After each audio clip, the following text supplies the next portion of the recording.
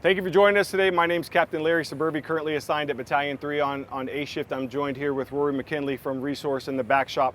We're going to talk through today the operation of our big foam pump and our big foam monitor, BFP2 and BFP1. We're going to go through some of the operations of how we would have these things set up to the hydrants and the capabilities of these monitors and of the pumps. Some of the things that we're going to talk about today are the uses of these, including large campaign fires. We can use these on mulch fires. We can use them on recycling plant fires. For the most part, the training that we've been focused on in Battalion 3 over the last couple weeks has been using them out at the tank farm. But the BFP and the BFM have multiple uses in our system.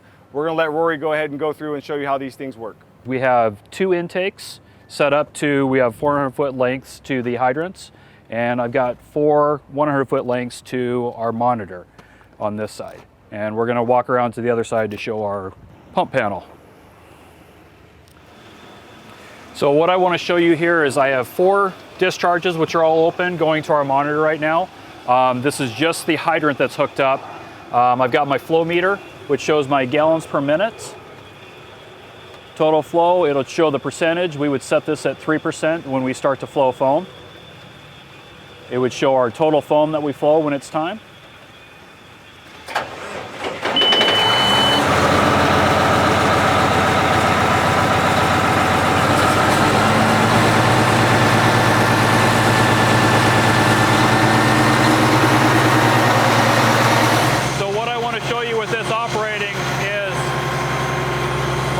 Pressure is around 25 psi and we're flowing approximately 3,100 ppm. So what I want to show you is the 2 different ways that we can control this monitor. We have a remote which is capable of being up to 100 feet away. We also have the manual controls that we can operate. And if you notice, I powered this switch on right here and we show this red light that shows that this unit is powered up. Operating to the right, left, that capability.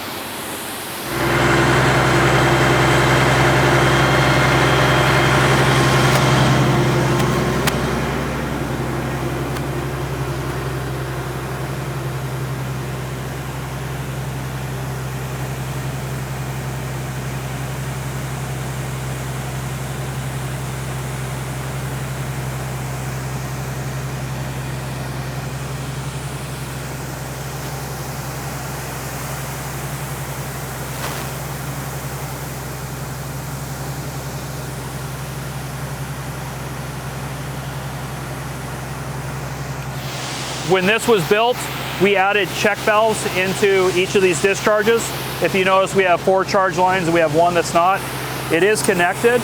The reason for this is if we have a line that fails during operation, we can easily disconnect if whatever is supplying it is shut off, or if we need to add another line into this, it's very easy to connect. These check valves are that safety measure to shut off water flow. When we are using the BFP and the BFM, the humid is not always the best piece of equipment. With the amount of volume that we get out of the steamer cap just connected to the storage coupling, if we can take the humid valve out, we can leave that engine in service for other duties, and we can get plenty of volume just with this setup. What we looked at that monitor when you saw when Rory was first flowing it, we had about 2,000 gallons a minute coming out of that. That was off of this one hydrant. This hydrant is connected to a 12-inch main, and we basically have 2 steamer caps connected to it. The way we achieve that is we're coming directly off of our steamer cap with no humid valve involved, so we don't lose any pressure or gallons per minute by going through the humid valve. The next thing that we have is the dog ear connection to a Siamese. So coming off of the 2.5s, those 2.5s come together to this Siamese. This Siamese goes into another 5-inch supply line. So off of static hydrant pressure, which we know this hydrant is about 90 psi, with just this one hydrant, we had over 2,000 gallons a minute.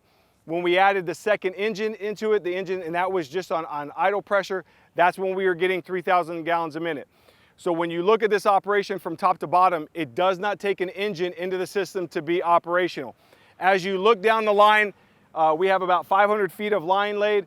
One of the things that we'll also notice is that there's no water flowing out into the street. So we're not losing any pressure from bad coupling seals or anything like that. So the Storz coupling does a great job keeping the water intact. We're flowing anywhere from 1,500 to 2,000 gallons a minute through these lines right now.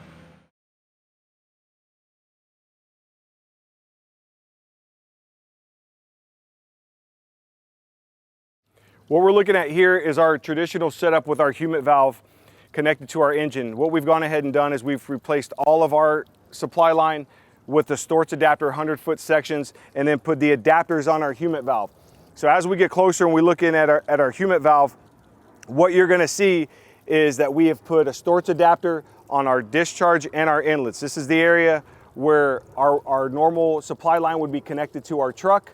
We've replaced that with a Storz connection, and now with this 5-inch line, we double our capacity. So instead of 1,000 gallons a minute, we're getting 2,000 gallons a minute out of this setup going to the BFP that's forward. Then we just put the rest of the adapters in place. We have some 25-foot Storz sections that help us make this connection.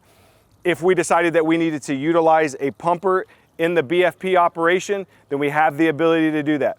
As we've mentioned, most commonly, the most beneficial thing would be to take the pumper out of the system and we can come directly off of the hydrant for our water supply. One of the questions that we've typically had is how long will it take the equipment to arrive? We can't really answer that straightforward because it would change if it's a Wednesday during the day versus Tuesday at 2 o'clock in the morning. But the equipment will arrive looking like this. So it comes on the flatbed truck for the pump with the monitor being towed behind it. This equipment is housed at station 59. And we have that all in that warehouse that's behind there along with the totes. Also at that warehouse, as we come this way, we have the hose beds that are out there. We have two 2,500-foot hose beds at this time. What we are looking at is taking 500 feet and putting it on one monitor and 500 feet and putting it on the other monitor. All of this hose that we see here is going to be reloaded so that our hose beds are equal at 2,000 to 2,500 feet. And again, there are two of them that we can bring out on any incident.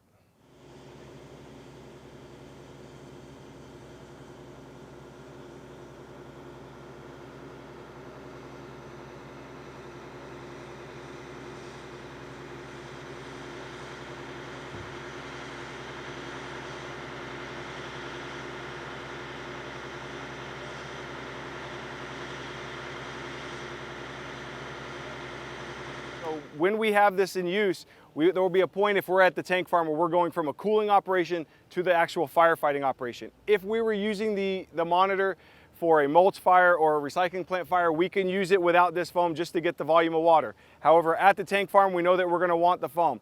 We have water in these tanks now. Typically, this would be Class B foam is what we need to use for a fuel fire.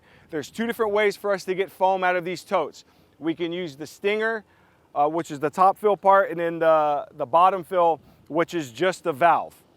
Once we have foam flowing out of our totes, they're going to come into one of two valves. Only one valve will be operating at a time. This is where the back shop guys, Rory and his guys, will do a great job here. We will switch to firefighting, engage the foam off of a prime. We will have foam. It takes us anywhere from 3.5 to 6 minutes, depending on the percentage, to get through one tote of foam. As one tote gets low, we would close one valve. We would open the other valve to get the second tote in. During the firefighting operation, we would have firefighters from Battalion 3 that would be assigned to operating the stingers or making the connection so that we can continue with 10, 20 totes of foam, however much the calculation tells us it takes to extinguish that fire. The flow meter for the foam we saw earlier at 3% is located on this pump, hence the name Big Foam Pump.